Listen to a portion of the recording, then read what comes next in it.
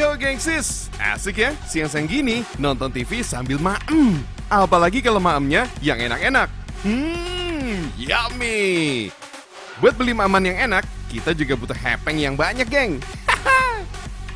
Nah, ngomongin hepeng, pasti nggak jauh dari kantong dan dompet. Eksis habis kali ini bakal kupas tuntas tentang dompet.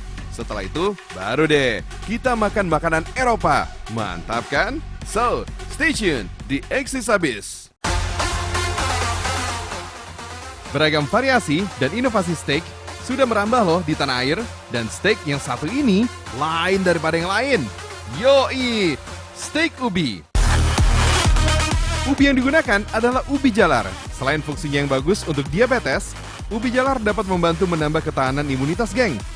Penggunaan umbi-umbian sebagai bahan steak merupakan hal baru dalam dunia kuliner. Salah satu manfaat terbesar dari ubi adalah sumber terbaik vitamin A, menambah nafsu makan, mengobati diare, dan sakit kepala. Oke, ubi yang sudah direbus, lalu potong dan hancurkan. Berikan tambahan sayur seperti selada roman, tomato cherry, daun parsley, dan ketumbar. Aduk sampai merata. Dan padatkan. Selain sebagai penyedap rasa, campuran sayur juga berperan untuk membuat steak lebih padat dan tidak mudah hancur. Next, panggang menggunakan pan sedang. Penggunaan pan bertujuan agar tekstur steak tidak rusak dan mengeluarkan rasa gurih.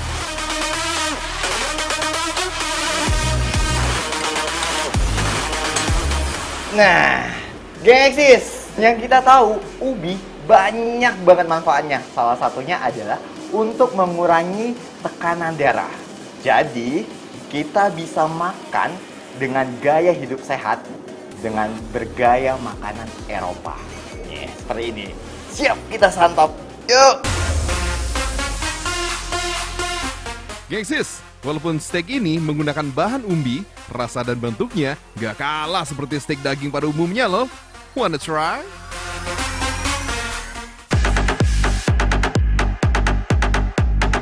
Gak cuma steak ubi, di sini ada steak daging yang diadaptasi langsung dari Prancis.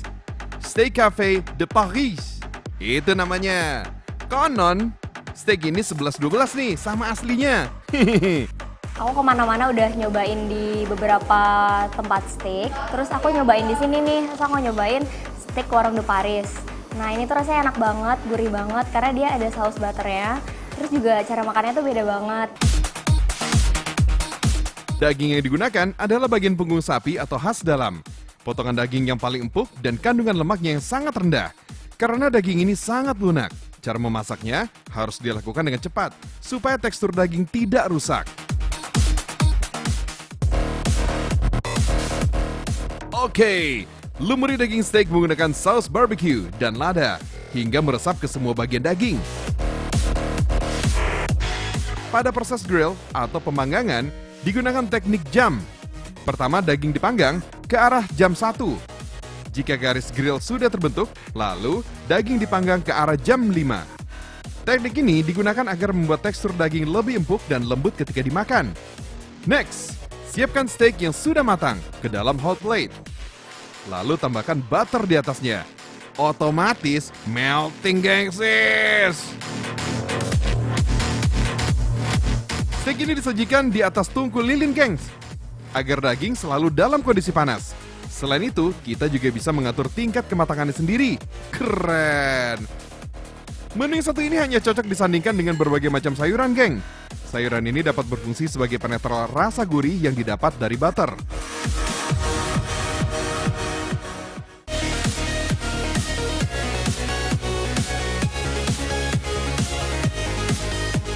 Sekarang ini, banyak sekali kita temui warung atau kafe yang menjual steak dengan tampilan berbeda-beda.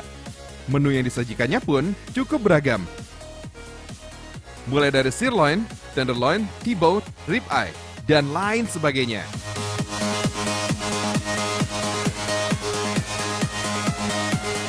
Nih, rutinitas Oka kalau lagi ngumpul bareng teman-teman. Kita biasanya makan steak. Steak ini, geng, identik banget dengan yang namanya hot plate. Karena hot plate itu bisa memperlama panas dari steak. Penasaran kan gimana proses pembuatan hot plate? Ikuti Oka terus ya.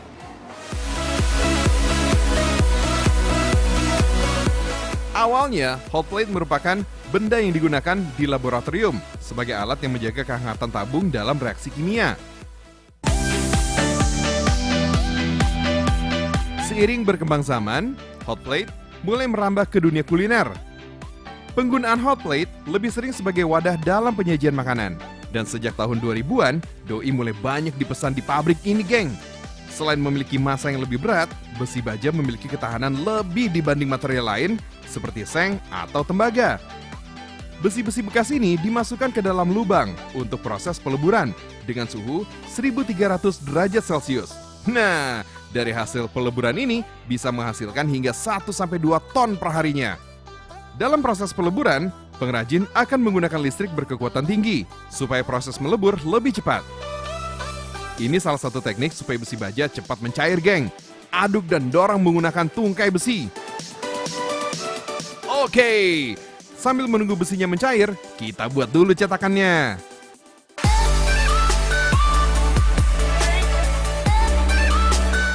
Karena pasir adalah penyerap panas yang baik, jadi hot plate-nya mudah terbentuk ketika dimasukkan cairan besi panas. Gengsis, ini Oka lagi sama Pak Rosid diajari buat cetakan dasar untuk hot plate. Kalau dilihat sih gampang, geng, tapi setelah dilakukan sulit banget. Nah, jadi cetakannya ini dibuat dari tanah, geng, yang kita harus padatin. Cukup menguras tenaga.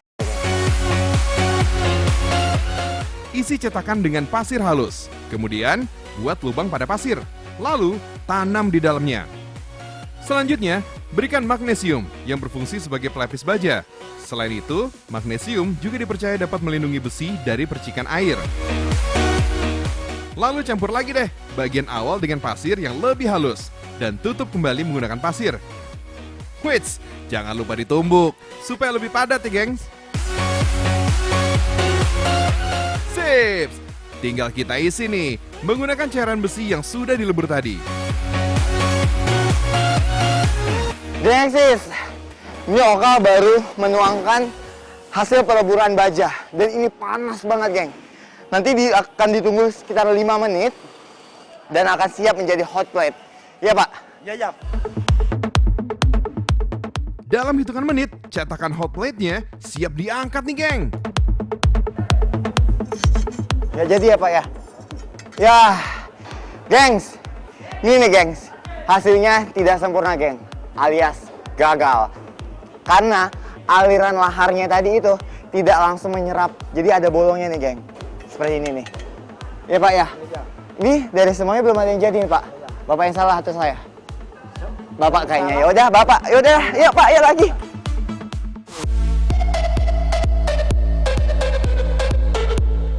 Cetakan hot plate yang sudah jadi, kemudian dibersihkan dan potong bagian-bagian yang tidak dibutuhkan menggunakan mesin gerinda. Setelah bentuknya rata dan rapi, kemudian dicat menggunakan cat khusus yang tidak berbahaya jika dipakai sebagai wadah makanan. Genesis, besi baja merupakan senyawa yang dapat mengalirkan arus, sehingga panas yang terperangkap dalam baja lebih tahan lama.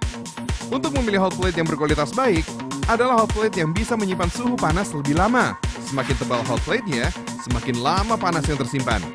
Ketebalan ideal hot plate untuk steak sekitar 3-4 cm, geng. Hot plate dengan ketebalan ini biasanya cocok nih digunakan untuk menu berbahan dasar daging.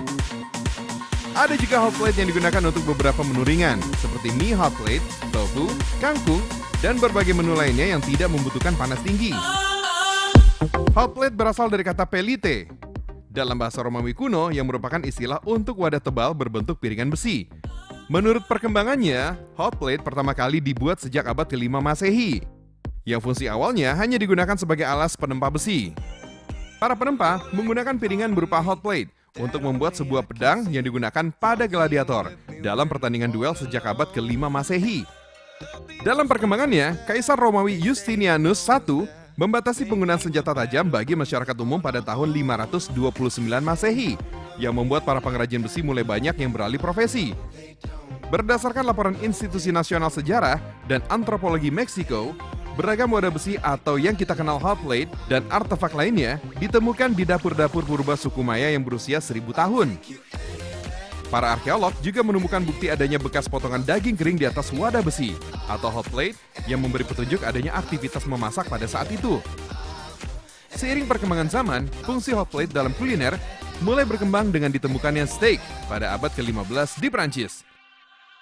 Tekstur steak yang dapat diatur tingkat kematangannya dengan hot plate membuat hot plate kian populer dan banyak digunakan untuk berbagai macam kuliner. Masuknya hot plate ke Indonesia dibarengi dengan masuknya steak yang dibawa para penjajah Belanda. Para penjajah yang konsumtif mengkonsumsi daging membuat mereka membangun pabrik hot plate di daerah Klaten, Jawa Tengah.